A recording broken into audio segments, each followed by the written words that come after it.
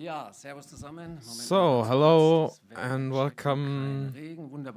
First of all, I want to check the weather. No rain, in case anyone wants to ask. So, hello and welcome to the press conference up against the cup game against Saarbrücken. So, we'll start with the first questions. Warte, aufs Mikro. Achso, Entschuldigung. Habt ihr ausgemacht, dass du laut lachst? Oder? Nee.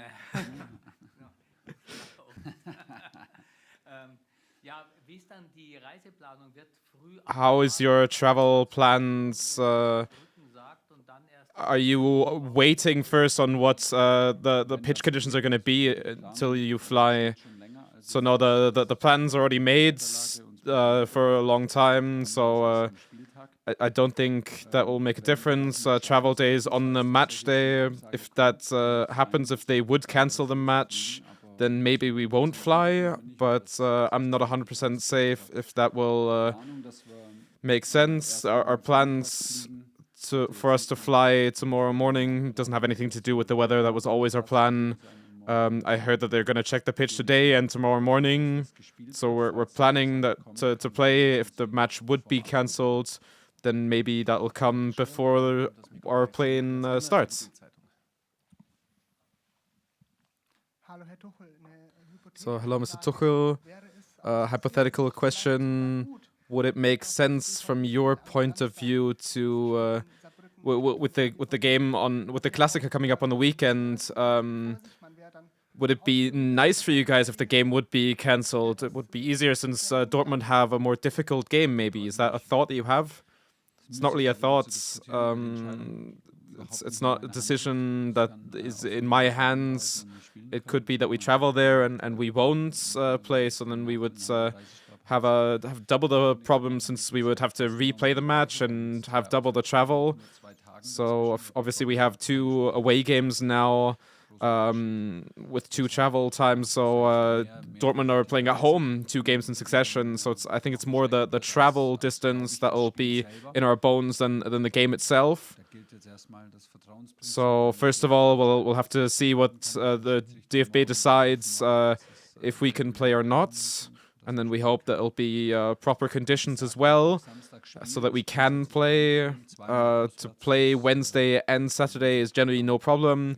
It certainly is a challenge, though, being away both games. So hello, Mr. Tuchel. I think it's always a balancing act, first of all, to have the cup games, since it hasn't been as strong for your team. However, it's been important to also maybe save some energy with some players, maybe no Harry Kane, to give him a break. What are your plans there? I think especially Harry is one of those that's used to playing a lot, to play 90 minutes a lot, and that will have match fitness throughout that. So someone that can be strong in that and can play a lot. So therefore, that decision hasn't been made yet, to be honest. We have another practice session coming up, and we'll have to talk to some players that have played a lot recently, how they're feeling. So Nusser's been a little bit sick. Jamal wasn't 100% fit. Kingsley went over his ankle during the match. So maybe situations where we have to conserve some players in general. However, everyone is wanting to play in that Wednesday and Saturday rhythm. And I think that's something that we won't have to focus too much on and make too many thoughts upon. It's always a balance. We don't want to give anyone the feeling that Saturday is going to be more important than tomorrow. Tomorrow's a game where we could drop out, so it's always an important game. And if we want to go to Berlin, then tomorrow is 100%. Otherwise, there's no chance to go to Berlin. So therefore, we always have to give it our all in that game tomorrow. And therefore, the balancing act is always very difficult. So, hello, Mr. Tuchel. How is it looking with the other injured players, Upamecano, Gnabry, Goretzka? Are there any thoughts Wednesday or Thursday or Saturday? For Leon, he could be in the squad if he's going to be feeling better with his new shin, then it should be fine. For Upa, it'll be too early. So it should be looking fine for him. I think we're looking for Serge to be in the squad tomorrow as well. For Rafa and Upa, it's too soon to be back in the squad. So first of all, also a personnel question: is Manuel Neuer also going to start? Yes. And what do you think about Lionel Messi winning yesterday? Do you think any other player should have won it? To be honest, I found out this morning that yesterday evening was the Ballon d'Or. So I think my thought process you know about just single players being awarded in a team sport where teams are on there for 90 minutes. So it's only teamwork. I wish that any of or all of my players would be number one in that, and if they're not in there, then we'll look to tennis, where rivalries are,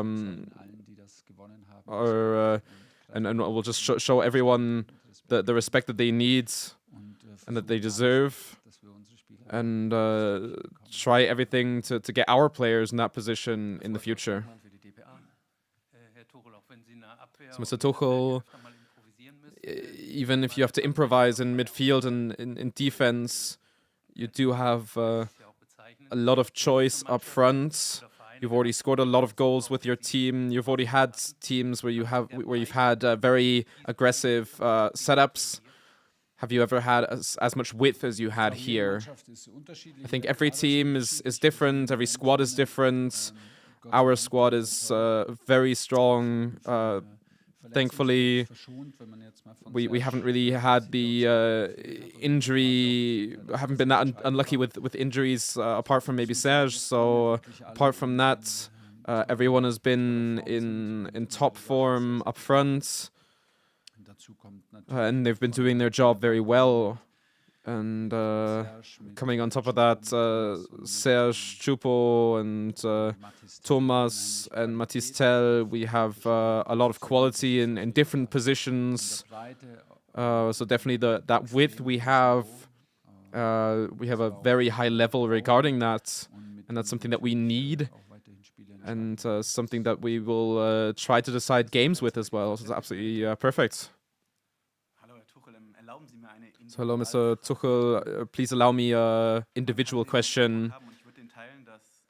So you could have the impression that Leroy Sané, as a football player, needs to be led a little bit more in compared to others. Maybe in Manchester, similar as he had situations here, that he's just tried to replicate situations in specific positions. Do you think he also is one of those players that needs to be led, and that's had a strong consistency this season? I think Leroy gets that help to bring his potential perfect when he's calm and when he's feeling well, and when the principles are clear on what position he should play and where he should be. So it should be on the left-hand side or the right-hand side, and can replicate that as well. I think it's important for him to play a lot, and that he gets the feeling that he gets to play full 90 minutes, because he is just a machine and can play full games, and that's something that he needs to feel well and to have that confidence. And when he gets a clear message on what his task is, then he can bring that every single time, and can replicate that every single time. And if you look at all the games recently, that's one of his massive strengths. Not just his performance back to back, but also just his strength throughout, and also the way that he brings the different sprints, dribblings, and that's one of the strengths, that when he's in his starting position and he can be very effective on the left-hand side, since Kingsley has been on the right-hand side as strong. And that's something that we changed up, but it's working well, so that's why it's staying that way. So his starting position won't really change that much, and I think that's a good thing for him. And his performance is so strong, and we hope that it stays that way.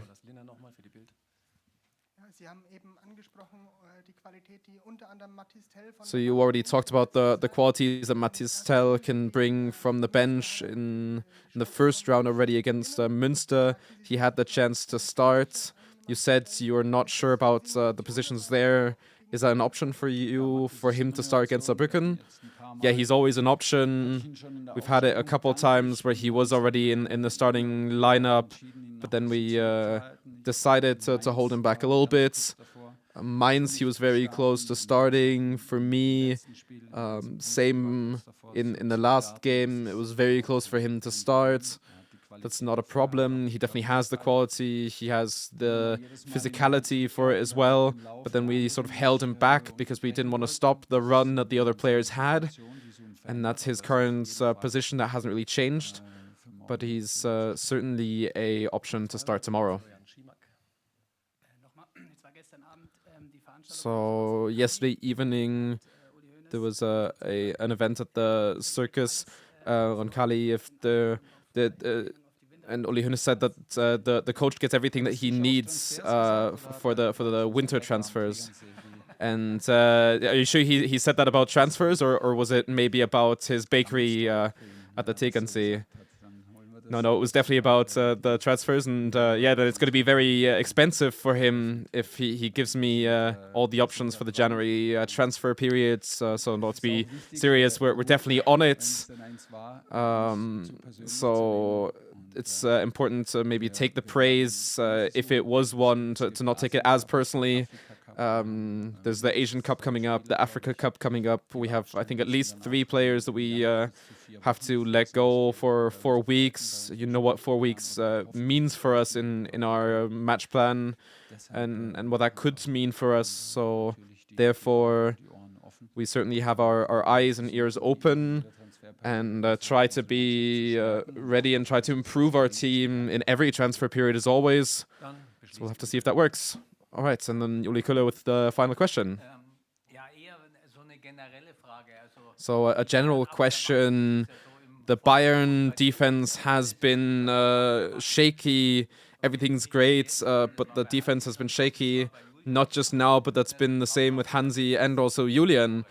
Where we look at the table, 7 goals scored against. That's a great result. You think it is really falling apart. So maybe I think both could be true. We do let a lot of goals or chances come through. Our expected goals against is still too high in a lot of the games. I think in a lot of phases we do just have players that also like to attack, especially with our wing backs. So that's certainly something that we can see in our game. But at the same time, the longer that I'm part of the team and the longer that I see how the team works, it doesn't really make sense to stay on that, on what's not perfect. But that's a reason why we're playing a lot more aggressive recently, and that's why we're trying to go that route and to have the speed very high in the team and to work on our strengths over the 90 minutes. And sometimes that can come down in certain phases against a couple of opponents that we don't always have the perfect balance, and that we do maybe concede a couple chances too many. That's true, but I think the table, the results also show the right signals. So I think both things are true, but we're working on that and trying to be a little bit stronger in certain aspects and to be strong individually in tackles. And there's always a little bit air to go up, but it's only November for now. So Dortmund is also fighting with similar mistakes. So who's stronger, Bayern or Dortmund? And we'll put everything to that to make sure that our team is stronger. We'll see you tomorrow.